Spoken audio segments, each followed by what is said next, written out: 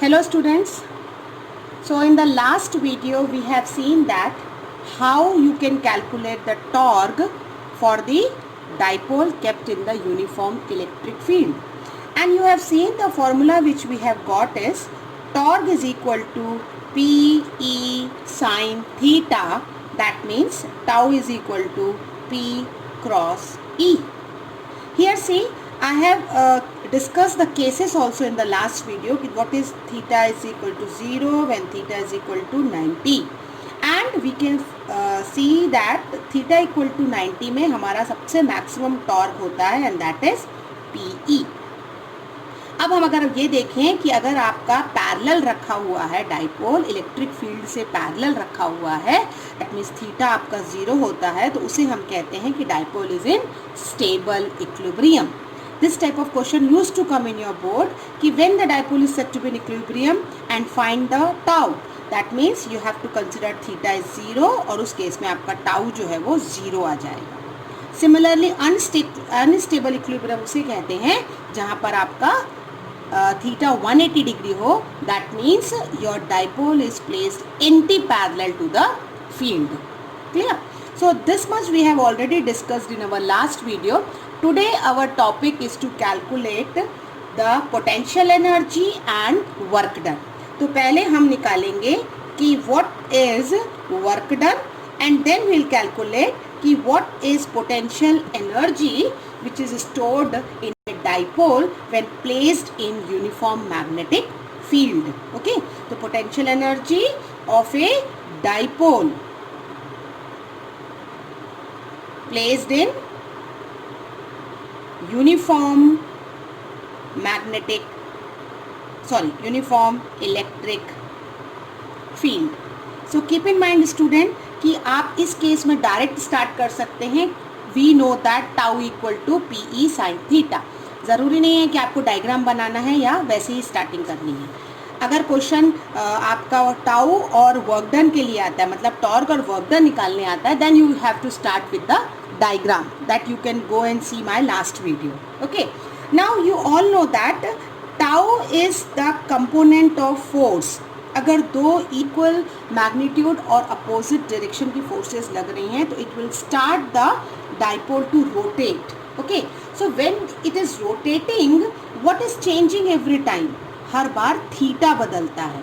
तो हमारा अजम्पशन होगा कि अगर हमारा इनफाइनाइटली स्मॉल डिस्प्लेसमेंट थीटा है तो हमारा वर्क डन भी छोटा होगा. Let it be DW. तो डी थीटा रोटेशन के लिए अगर हम DW काम करते हैं so we know that what is work done. Work done is force into distance. अब यहाँ फोर्स नहीं है हमारा, फोर्स की जगह हमारे पास मोमेंट ऑफ फोर्स है यानी टाउ, और DS की जगह हमारे पास क्या है, डी थीटा डिस्प्लेसमेंट है. So small work done DW is tau into D theta. आप यहाँ DW में टाउ की वैल्यू पुटअप कर सकते हैं, that is PE sine theta d theta. Okay, अब आपका टॉर्क जो है वो रोटेट हो रहा है. So again I will do the consideration कि थीटा 1 से लेके थीटा 2 तक अगर मेरा टॉर्क रोटेट हो रहा है, मेरा डाइपोल टॉर्क के कारण कहाँ से कहाँ तक, थीटा 1 से theta 2.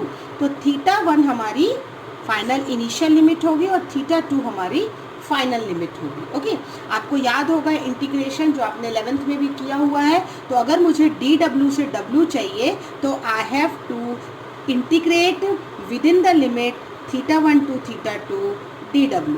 This is the total work done in rotating the dipole. Total work done कहाँ से कहाँ निकालें हम, जब डाइपोल थीटा 1 से थीटा 2 रोटेट होगा. करेक्ट. अब मैं यहाँ वैल्यू पुटअप कर सकती हूँ. सो थीटा 1 से theta 2 PE sine theta d theta. I hope आपको आता होगा इंटीग्रेशन. नहीं आता है तो एक छोटी सी ब्रीफिंग में आप यहीं देख लीजिए. PE मेरे कांस्टेंट टर्म हैं तो वो इंटीग्रेशन साइन के बाहर आ जाएंगे.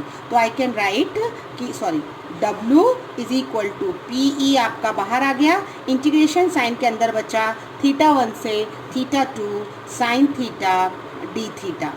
अब ये स्टैंडर्ड फॉर्मूला है आपका कि integration sine theta d theta होता है माइनस कॉस थीटा.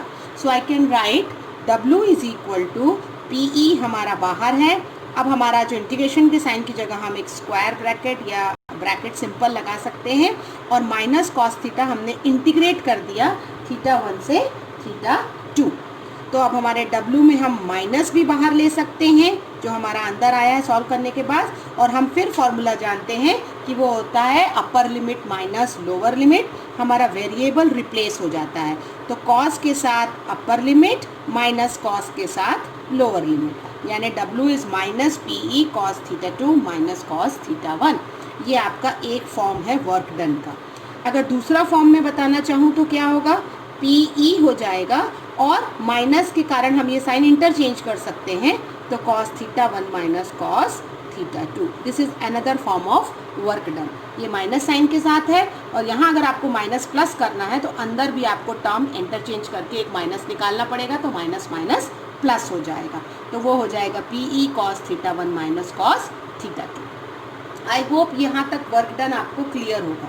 अब हम ये बात जानते हैं कि work done is stored in the form of potential energy. So when a dipole is rotated inside the field, potential energy can be given as PE cos θ1 minus cos θ2। लेकिन अगर हम पोटेंशियल एनर्जी निकालना चाहें एक standard position से, यानी आपको ये ध्यान रखना है कि उस केस में स्टैंडर्ड पोजीशन में आपका θ1 जो है वो 90 डिग्री हो जाएगा और θ2 जो है वो थीटा हो जाएगा। तो सिर्फ मेरी लिमिट जो है वो चेंज होगी। θ1 from the standard position when your dipole is rotating is 90 and θ2 is theta. हम इसमें पुटअप कर सकते हैं, W की जगह U लिख सकते हैं, और ये हो जाएगा PE ब्रैकेट में cos 90 माइनस cos थीटा। तो ये हम सब जानते हैं कि cos 90 कितना होता है, 0 होता है। आपको याद नहीं है तो आपको याद रखना है, cos 90 इज 0, तो U हो जाएगा PE। अब ये माइनस साइन हमारा सामने आ जाएगा और इधर हो जाएगा cos theta. This is your formula for work done in case of dipole which is rotating in the uniform magnetic field from standard position to particular value of angle.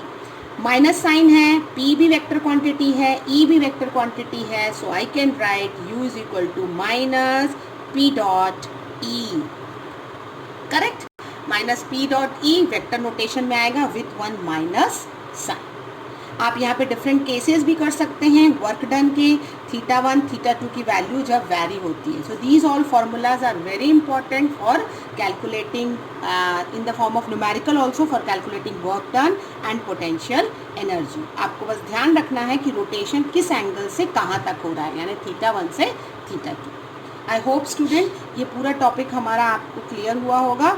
हमने uniform electric field पर एक dipole रखा है। Dipole के लिए हमने सबसे पहले टॉर्क निकाला, फिर हमने उससे रोटेट करने के लिए वर्क डन निकाला, एंड देन स्टोर्ड एनर्जी देखी। Okay, thank you so much.